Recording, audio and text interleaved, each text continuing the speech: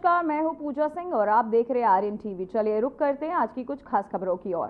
तो वहीं 27 फरवरी को प्रधानमंत्री नरेंद्र मोदी उत्तराखंड के मुखवा क्षेत्र का दौरा करेंगे, जहां वे मां गंगा के दर्शन करेंगे। इस दौरे से पहले मुख्यमंत्री पुष्कर सिंह धामी ने तैयारियों का जायजा लेने के लिए हर्षिल पहुंचकर निरीक्षण किया। प्रधानमंत्री मोदी के इस दौरे को लेकर राज्य सरकार और स्थानीय प्रशासन ने तैयारियों को अंतिम रूप देना शुरू कर दिया है।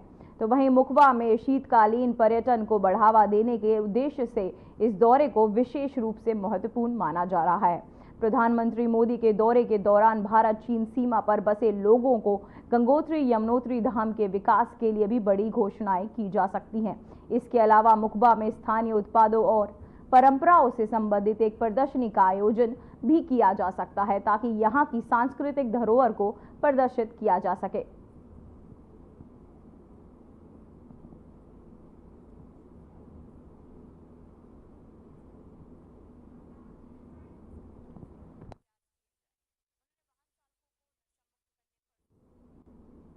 तो वहीं विधानसभा सत्र खत्म होते ही मुख्यमंत्री पुष्कर सिंह धामी हनोल स्थित महासू महाराज के मंदिर में आशीर्वाद लेने पहुंचे, जहां उन्होंने महासू देवता की पूजा अर्चना की। इस दौरान सीएम धामी ने कहा कि हनोल में महासू देवता मंदिर को उत्तराखंड सरकार 5वें धाम के रूप में विकसित करने जा रही है। वहीं इसके लिए राज्य सरकार ने 120 करोड़ की लागत से हनोल का मास्टर प्लान भी तैयार किया है। मास्टर प्लान में भी जरूरत होगी उसे सरकार पूरा करेगी। वहीं इससे पहले सीएम धामी ने त्योणी में मुख्य सेवक संवाद आपके द्वार कार्यक्रम में शिरकत की है। वहीं साथ ही बता दें कि आज सीएम धामी चक्राता विधानसभा के त्योणी दौरे पर हैं, जहां उन्होंने त्योणी में आयोजित कार्यक्रम मुख्य सेवक संवाद आपके द्वार में हिस्सा लिया। अपने संबोधन में सीएम धामी ने कहा कि जौनसार को विश्व पटल पर के स्थान पर दिलाने के लिए कई काम किए जा रहे हैं। महासू मंदिर का मास्टर प्लान के तहत विकास किया जा रहा है, ताकि यहां तीर्थाटन और पर्यटन बढ़े।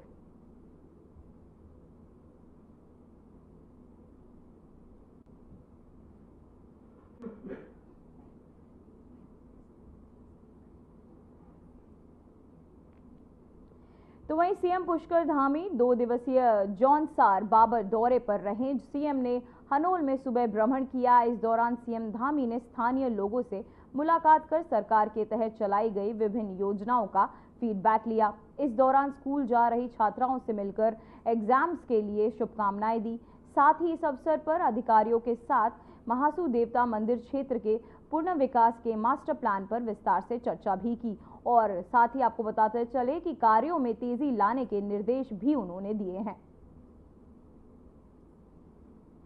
तो सरकार की आपको बताते चले सीएम धामी ने जौनसार बाबर दौरे पर हैं, जहां उन्होंने कई योजनाओं पर बात की। साथ ही स्थानीय लोगों से भी उन्होंने मुलाकात की है।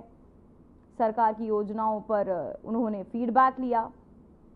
साथ ही सीएम धामी आपको बताते चले कि इस वक्त जौनसार बाबर दौरे पर, जहां वो स्थानीय लोगों से मुलाकात कर वहां आपको बताते चले कि साथ ही सरकारी लोगों से योजनाओं पर उनसे फीडबैक भी लिया है। सीएम धामी जौनसार बाबर दौरे पर और साथ ही वहां के लोगों स्थानीय लोगों से उन्होंने मुलाकात की। साथ ही सरकार की योजनाओं पर उन्होंने सभी से उसका फीडबैक भी लिया। सीएम धामी साथ ही लोगों से मिले, उनसे सरकार के द्वारा चलाई जा रही योजनाओं पर फीडबैक लिया, बातचीत की। आपको बताते चले कि सीएम धामी इस वक्त जौनसार बाबर दौरे पर और सीएम स्थानीय लोगों से मुलाकात कर रहे हैं। साथ ही उनसे सरकार द्वारा चलाई जा रही योजनाओं का फीडबैक भी ले रहे हैं।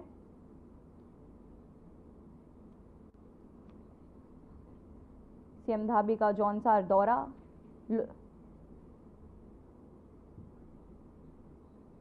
तो वहीं हरिद्वार के रोशानाबाद स्थित विकास भवन सभागार में हेम्प संभावना से समृद्ध कार्यशाला का आयोजन किया गया, जिसमें हरिद्वार से सांसद त्रिवेंद्र सिंह रावत मुख्य अतिथि के रूप में पहुंचे। दीप प्रज्वलन के साथ कार्यशाला की शुरुआत हुई, जिसमें हेल्प यानी भाम के औद्योगिक और व्यावसायिक उपयोग को लेकर जागरूकता फैलाई गई। विशेषज्ञों की बता दें कि हेल्प में कागज, बोर्ड, ईंट, फाइबर, इत्र, फर्नीचर, कॉस्मेटिक, कपड़ा और तेल जैसे कई उत्पाद तैयार किए जा सकते हैं जो पर्यावरण के अनुकूल और टिकाऊ हैं। कार्यशाला में सांसद त्रिवेंद्र सिंह रावत ने कहा कि हिम से बनने वाले बिल्डिंग मटेरियल्स राज्य के लिए नई दिशा खोल सकता है और इससे किसानों को भी आर्थिक मजबूती मिलेगी।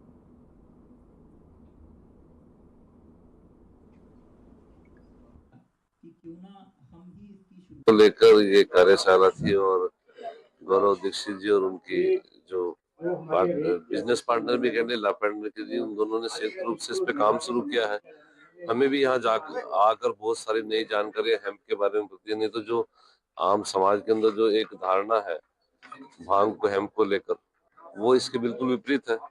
लेकिन ये भी बात सच है कि भगवान भोलेनाथ पर पूजा में इसका प्रयोग किया जाता है, उनको चढ़ाया जाता है। तो निश्चित रूप से भगवान को जो चीज समर्पित की जा रही है वो कहीं ना कहीं मानव कल्याण की दृष्टि से कह लीजिए कि भगवान उसी का सेवन करते होंगे। हेम्प पर यानी कि भांग जिसको हम बोलचाल की भाषा में बोलते हैं, उस पर इन लोगों ने बिल्डिंग मटेरियल तैयार किया है और इन्होंने अपने गांव में एक होम स्टे भी से तैयार किया है। एक अच्छी शुरुआत है।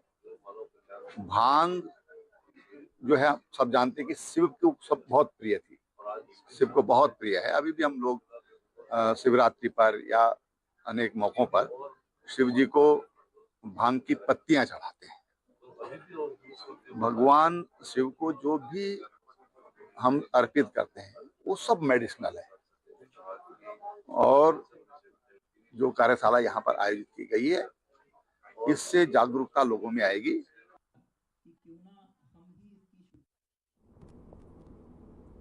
तो वहीं उत्तराखंड के प्रसिद्ध केदारनाथ मंदिर की आय में पिछले 4 सालों में अभूतपूर्व बढ़ोतरी देखने को मिली है।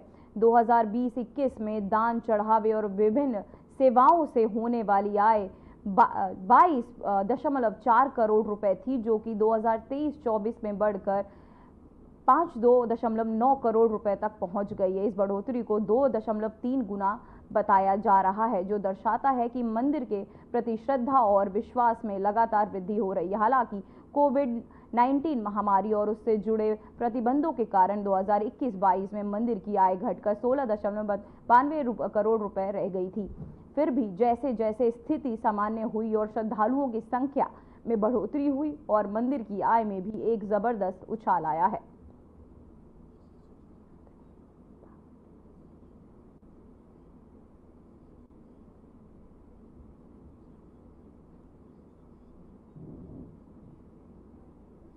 केदारनाथ में आपको बताते चले, श्रद्धालुओं का चढ़ावा बढ़ता हुआ और वहां उनकी आय में बढ़ोतरी मिली है, जहां केदारनाथ मंदिर की आय में वृद्धि हो रही है।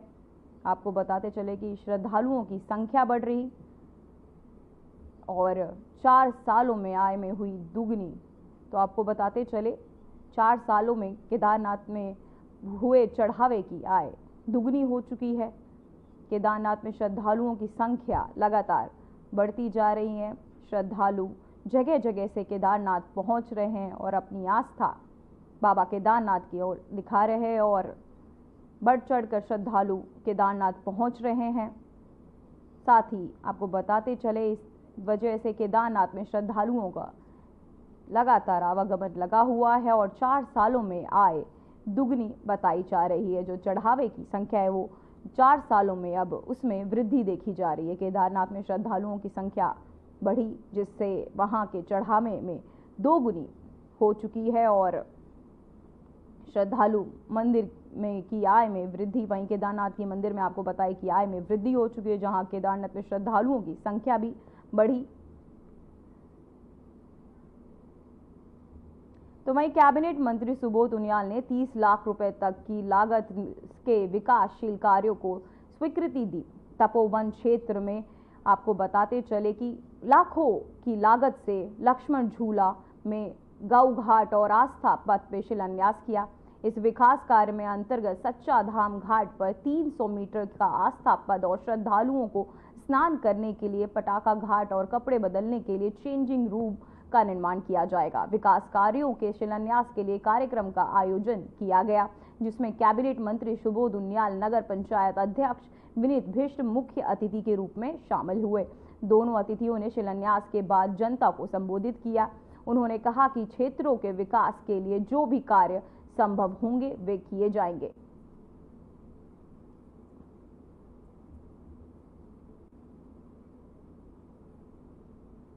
तो अब वक्त हो चुका है एक छोटे से ब्रेक का। आओ, गांव बुला रहा है, अपना गांव बुला रहा है। पगडंडियां अब सड़कें बन चुकी है। बिटिया का स्कूल और बाबूजी की दवाई सब समय पर होता है। अब थकावट का एहसास कम होता है। घंटों का सफर अब मिनटों में तय होता है। आओ, गांव बुला रहा है। अब हर हाथ को काम मिल रहा है, मेहनत का उचित दाम मिल रहा है। हर घर रोजगार, पहाड़ में पहाड़ सी मुश्किलों को कम कर रहा है। आओ, गांव बुला रहा है। उत्तराखंड के लोग अपनी जड़ों से जुड़े रहें, अपने गांव लगातार जाएं। प्रधानमंत्री नरेंद्र मोदी का आह्वान है कि लौट आओ अपने घर, लौट आओ अपने गांव। मुख्यमंत्री पुष्कर सिंह धामी के कुशल नेतृत्व में अब गांव विकास की बहती हुई बयार का हिस्सा बन रहे हैं। घर घर उजियारा खुशियों की कहानी लिख रहा है। अब पीने योग्य पानी के लिए दूर नहीं जाना पड़ता। महिलाएं अब पहले से ज्यादा सशक्त और जागरूक हो चुकी हैं। मुख्यमंत्री स्वरोजगार योजना से आजीविका के नए द्वार खुल रहे हैं। अपने प्रदेश में नए उद्योग स्थापित हो रहे हैं। किसानों को हर संभव सहायता उपलब्ध कराई जा रही है। मुख्यमंत्री पुष्कर सिंह धामी की दूरदर्शी सोच से हर क्षेत्र में अपना प्रदेश विकास के नए आयाम तय कर रहा है। तो लौट आओ अपने प्रदेश, अपना गांव बुला रहा है। हमारे प्रधानमंत्री मोदी जी का आह्वान है कि आओ गांव लौट चले, जिसमें हमारे मुख्यमंत्री पुष्कर सिंह धामी जी बहुत अच्छे से उसको चला रहे हैं। जैसे हमारे गांव में रोड की सुविधा, पानी की सुविधा और बिजली की सुविधा, सब सुविधाएं अच्छी तरह से मिल रही हैं। आवाज दे रही है विकास की बहती बयार। दृढ़ संकल्प से हुए हैं हमारे सपने साकार।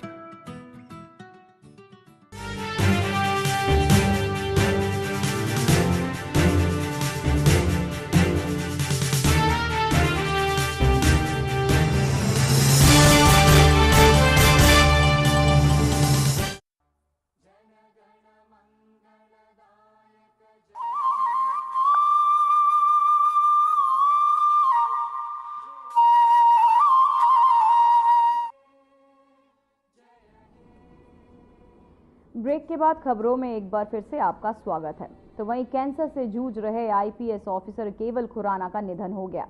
उन्होंने दिल्ली के साकेत में स्थित मैक्स अस्पताल में आखिरी सांस ली।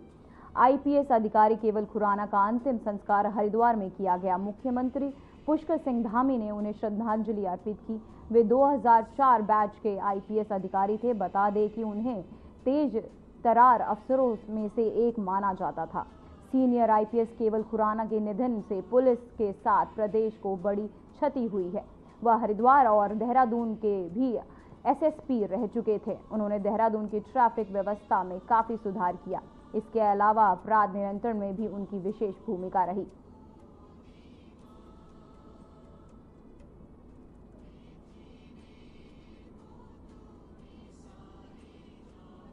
तो वहीं खबर देहरादून से है, जहां मुख्यमंत्री पुष्कर सिंह धामी ने किशनपुर देहरादून स्थित पुलिस ऑफिसर्स कॉलोनी में पुलिस महानिरीक्षक केवल खुराना के पार्थिव शरीर पर पुष्प चक्र अर्पित कर श्रद्धांजलि दी। साथ ही मुख्यमंत्री ने शोकाकुल परिजनों से मिलकर अपनी शोक संवेदनाएं व्यक्त की। आपको बता दें कि मुख्यमंत्री ने दिव्यांगत आत्मा की शांति और शोकाकुल परिजनों को धैर्य प्रदान करने की ईश्वर से कामना की है।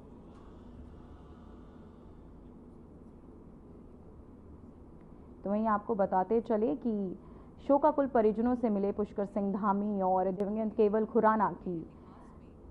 केवल खुराना के निधन पर उन्होंने शोक व्यक्त किया, उन्हें पुष्प चक्र चढ़ाया और अपनी संवेदनाएं व्यक्त की।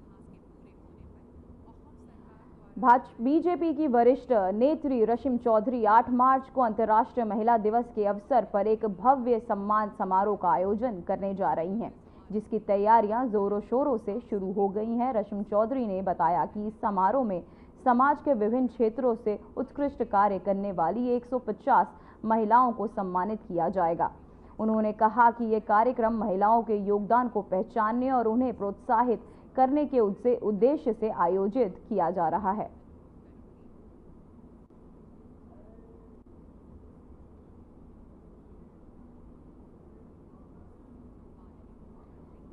तो वहीं पूर्व विधायक कुंवर प्रणम सिंह चैंपियन की पत्नी रानी देवरानी ने सोशल मीडिया पर वीडियो शेयर कर मुश्किल घड़ी में साथ देने वाले सभी लोगों का दिल से धन्यवाद किया है।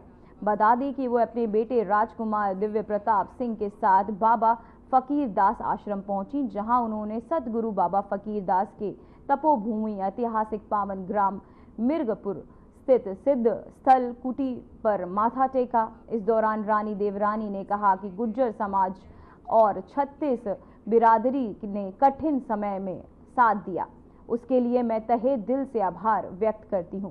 उन्होंने बताया कि उन्होंने बाबा से मन्नत मांगी है कि चैंपियन साहब जल्द ही जनता के बीच वापस आ जाएं। गुर्जर समाज और हमारी सम्मानित 36 कौम, आज हम आपकी प्राचीन लंढौरा रियासत से एक संदेश लेकर आए हैं। यहाँ पर मैं पहली बार यहाँ आई हूँ और मैंने बाबा के दरबार में माथा टेका है और मैं यहाँ मन्नत मांगने आई हूँ कि जल्दी से जल्दी कुंवर साहब आप लोगों के बीच में आए और जो आदमी खराब तरीके से उनको फंसाने की कोशिश कर रहा है, ईश्वर से मैं कहूँगी कि उसको भी जो वो कर रहा है उसको नतीजा मिले।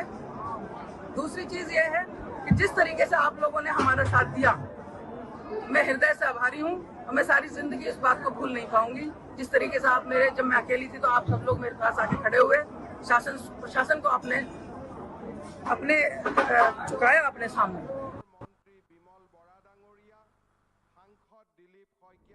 तो वहीं उत्तराखंड की तीर्थ नगरी ऋषिकेश में गालीबाज कांग्रेस विधायकों के खिलाफ लोगों का गुस्सा भड़क उठा है। गुस्साए नागरिकों ने आज दून तिहारे पर कांग्रेस के विधायक हरीश धामी और लखपत बुलाटे पर पुतला दहन किया और जोरदार नारेबाजी करते हुए विरोध प्रदर्शन किया। यह विवाद तब शुरू हुआ जब सोशल मीडिया पर कांग्रेस विधायक हरीश धामी का एक वीडियो वायरल हुआ। इस वीडियो में विधायक हरीश धामी एक समाज के वर्ग को गालियां देते हुए सुनाई दे रहे हैं और इस दौरान विधायक लखपत बुटौला भी अब उनके साथ मौजूद हैं। इस आपत्तिजनक वीडियो ने तीर्थ नगरी के लोगों में भारी नाराजगी पैदा कर दी है।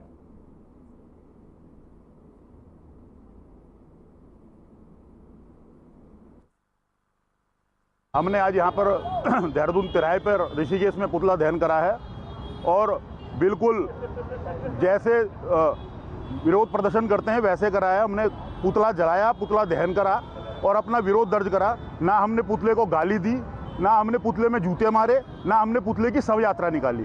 तो जो ये कांग्रेस के विधायक हैं हरीश धामी जी और लखपत बुटौला जी, जो इनकी तरफ से एक समाज को अपशब्द कहा गया है और एक बार नहीं कई बार कहा गया है, हमने उनका आज विरोध दर्ज करा है अपने चंदेश्वर नगर के लोगों के माध्यम से।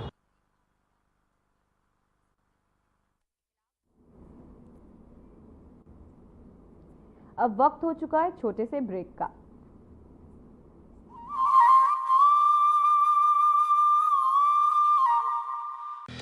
उत्तराखंड, यहाँ के कण कण में बसते हैं देवगण। यहाँ की लोक कला बसती है छोटे छोटे गांव में, परिवारों में, उनके हाथों में। परिवार की सुख समृद्धि के लिए खास मौकों पर घर के आंगन, देहली, मंदिर व दीवारों पर उकेरे जाने वाली ऐंपण कला अब पहुँच गई है विदेशों तक और ये सब संभव हो पाया है धामी सरकार की अनूठी पहल से। उत्तराखंड की इस कला को राष्ट्रीय व अंतर्राष्ट्रीय फलक पर पहुंचाने के लिए उत्तराखंड में ऐंपण महोत्सव की शुरुआत कर सरकार ने इस कला से जुड़े कलाकारों को प्रदान किया है एक बड़ा मंच। कभी घर आंगन तक सिमटी ऐंपण कला अब महिलाओं के लिए बन गई है रोजगार का बड़ा जरिया। हमारी लोक कला ऐपण जो पहले सिर्फ घर की तेली और दरवाजे तक सीमित थी, लेकिन अब हमारी सरकार के प्रयासों के द्वारा अब ये बहुत सारी महिलाएं इससे जुड़ी हैं, अपना स्वरोजगार कर रही हैं। लेकिन अब स्वरोजगार का एक हिस्सा बन चुका है और बहुत सारी चीजें भी इससे बन रही हैं और लोगों के द्वारा पसंद करी जा रही हैं। तो इसके लिए हमारी सरकार का बहुत बहुत धन्यवाद है, जिन्होंने ऐपण को बहुत आगे तक पहुंचाने में अपना भी बहुत सहयोग हमें दिया है। और मैं और मुझसे जुड़ी हुई बहुत सारी महिलाएं अपना ऐपण पे कार्य कर रही हैं और इन्होंने स्वरोजगार का इसे एक बहुत बड़ा माध्यम बनाया है। इससे सजी paintings, jute bag, pillow cover, चाय के कप, नेम प्लेट, चाबी के छल्ले, रिंग, पूजा की थाली जैसे सामान की मांग देश के साथ साथ विदेशों में भी है। ऐपण से सजी साड़ियां पहुंच गई हैं महानगरों तक। शादी विवाह की चौकी, लक्ष्मी चौकी, फोटो फ्रेम और लकड़ी के उत्पादों पर भी खूबसूरत आकृतियां देखते ही बनती हैं। आज उत्तराखंड के हर शहर व नगर की दीवारों को भव्यता प्रदान कर रही है ऐपण कला। ऑनलाइन वेबसाइट के जरिए भी ऐपण से बनी चीजों की हो रही है खूब खरीदारी। उत्तराखंड सरकार की इस कला को स्वरोजगार से जोड़ने की मुहिम ला रही है रंग। जो कहा वो किया।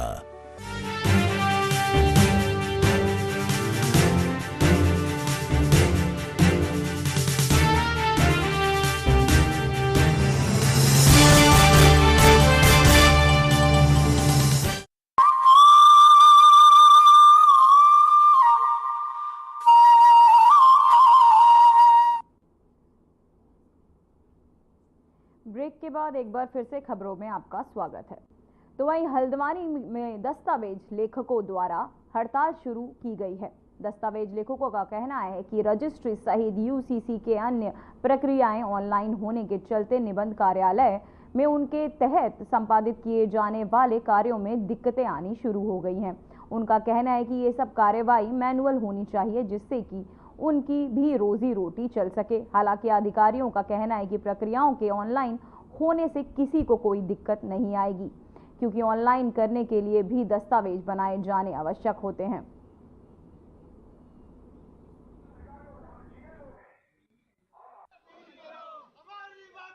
बड़ा दुर्भाग्यपूर्ण है कि सरकार द्वारा बिना अधिवक्ताओं को, बिना स्टाम्प वेंडरों को, बिना दस्तावेज लेखकों को विश्वास में लिए एक ऐसा प्रोविज़न यूसीसी में डाल दिया, जिससे ये अधिवक्ता हैं, स्टाम्प वेंडर हैं, डीड राइटर है, ये सब इससे बेहद प्रभावित होने वाले हैं। और कई चीज़ें जैसे वसीयत है और विवाह रजिस्ट्रेशन है, उसको तो इन्होंने ऑनलाइन कर दिया है। ये टेक्निकली ऑनलाइन ये पहले से होता था, पेपरलेस करा इन्होंने। पहले ऑनलाइन भी होता था, फिर पेपर भी होते थे, तो एक वेरिफिकेशन होता था। रजिस्ट्रार के सामने आदमी जाता था और रजिस्ट्रार के सामने गवाह जाते थे, लोग जाते थे, रजिस्ट्रार उनसे क्वेरी भी करते थे कि आप सहमत हैं, और कई तरीके की और इंक्वायरी करी जाती थी। तो उसके बाद फिर वो चीज़ें ये प्रमाण पत्र बनाए जाते थे। इसी सरकार का मुद्दा है, लेकिन उसमें कुछ ऐसी बातें हैं जिन्होंने वकीलों के हितों को, स्टाम्प वेंडर के हितों को और हमारे डीड राइटर्स के हितों को, विशेष रूप से वादकारियों के हितों को प्रभावित किया है, और जो कतई बर्दाश्त नहीं है, क्योंकि हम न्याय की वो बुनियादी संस्थाएं हैं जिन्हें शायद कानूनों में ज़्यादा टच नहीं करना चाहिए। हमें स्वतंत्र रहना चाहिए, क्योंकि हमारा जो कार्य है वो वादकारियों को प्रभावित करता है, उन्हें न्याय दिलाता है। अगर हम